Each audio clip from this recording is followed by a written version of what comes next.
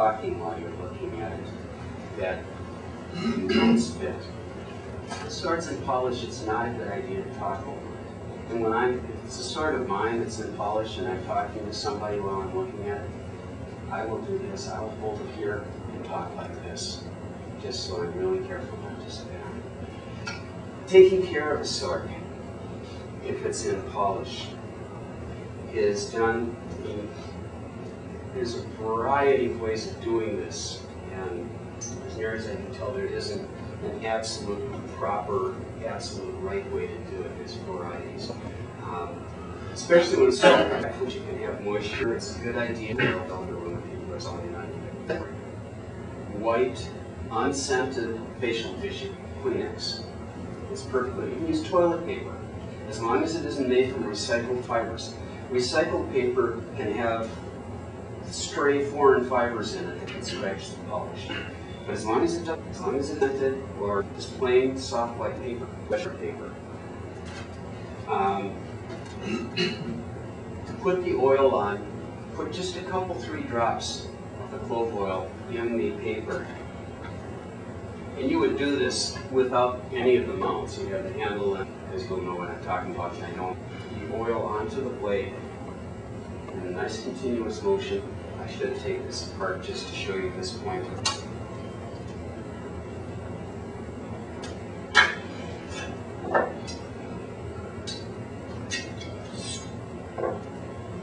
Starting about an inch above the nakigo, wipe it on, and then from that inch down to the nakigo. If you start at the nakigo and then go up, you can be dragging little pieces of rust across your polish and scratching the polish. Once you've put it on, these 2-3 drops, then take a clean, dry piece of tissue and wipe it off. And what remains on the sword is the amount of oil you want to have on it. It's a very, very thin coat. If you put too much oil on the sword and the sword gets stabbed like this, inside it's scabbard, the oil will run down the blade and pool in the bottom of the side, and that'll look cracked and keep dust and dirt, and you'll end up with the dirty side. To remove the oil, you can first start out by taking a piece of clean tissue and wiping off the oil that's apparent, the most of it. And then you use uchiko. Uchiko is a very, very finely colored limestone that is a byproduct of the polishing process. And there's different grades of uchiko. This is a garden variety, inexpensive uchiko puff. Back when I bought off between $5 and $10, I don't know what they go for now. If you have a sword that's in polish, this is a polisher's uchiko. I bought this from Bob Benson, who was a classically trained polisher. And he sells these for $30, $35. That's a puff that's going to last you your lifetime. It's a very wise investment. I have 2 different grades because this sword is not in polish. This uchiko puff is only for blades that are in polish. And I would not use it on a blade that isn't in polish because I don't want to take the chance of getting a rust particle from this and transferring it to one of my blades in polish. So, to do the uchiko, if your blade's in polish, this is important. Don't hit the puff. And here's, you see guys doing this? Here's a better idea. Hitting the back of the blade, the mone. You see I'm depositing powder on the blade, even though I'm not hitting the side of the blade. Especially if it's a less expensive uchiko puff, there can be coarser particles in here. And by doing it this way, it's more likely that the coarse particles will fly past. And then, once again, with a clean piece of tissue, starting an inch above, and back once or twice, and then down and towards the nakigo. Don't go to the spot you think needs a little bit more. Uchiko isn't abrasive, and if you do it too much, you can change the sheen of the polish, and you'll make a spot that's noticeable. You don't want to be doing Uchiko every day. Some people take the old oil off with acetone because Uchiko can abrade the polish. Slowly but surely it will make a difference if you do it too much. I have a friend who has a very important question. He doesn't use Uchiko, he uses acetone.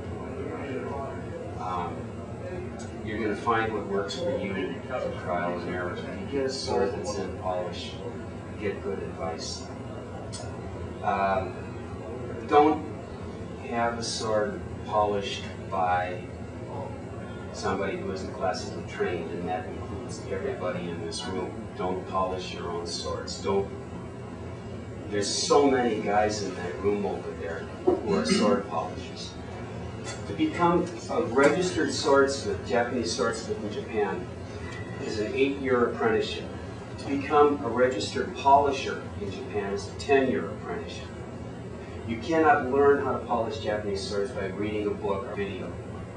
And amateur polishes damage swords. It's not just making it shiny. You have to know what the proper shape is. You have to know what the proper color of the steel is. If the sword is unsigned, you have to know where and when it was made to know which type of polish, what the proper shape and color is. You have to know all these things to do a good job of polishing. Japanese sword is a finite object. The vast majority of them have a skin steel and a core steel. And the skin steel is what's beautiful to look at. The core steel is coarser, more impurities, has the openings, it's a different color. If the polisher leaves too much of the sword on the stones, he's polishing through the skin steel. We end up with a problem known as shintetsu, core steel. The sword is tired, it's severely damaged. Don't let amateurs polish your swords. You cannot save money on a Japanese sword polish. The most expensive ones cost the least. I know so many stories of guys with, well, I didn't want to spend $3,000 to have my longsword polished, so I found somebody to do it for $1,000. Well, guess what? This sword that's worth $20,000 with the proper polish is now worth $3,000 because it's tired. You did not save any money.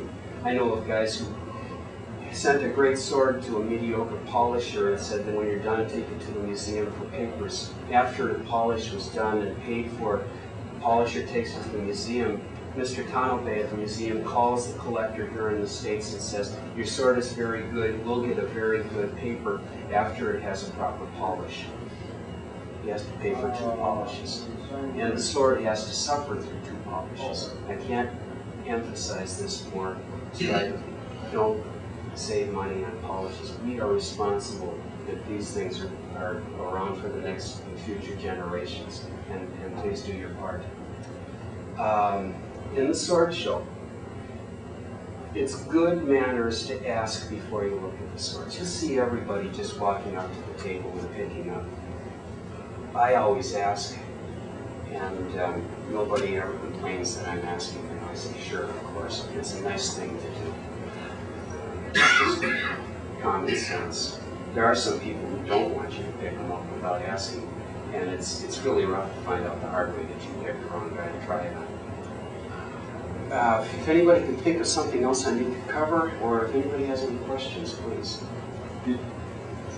If Fits up against the side of the suka, and it's undercut so that it's bearing on the surface of the suka, and the habaki keeps this away from the blade, and then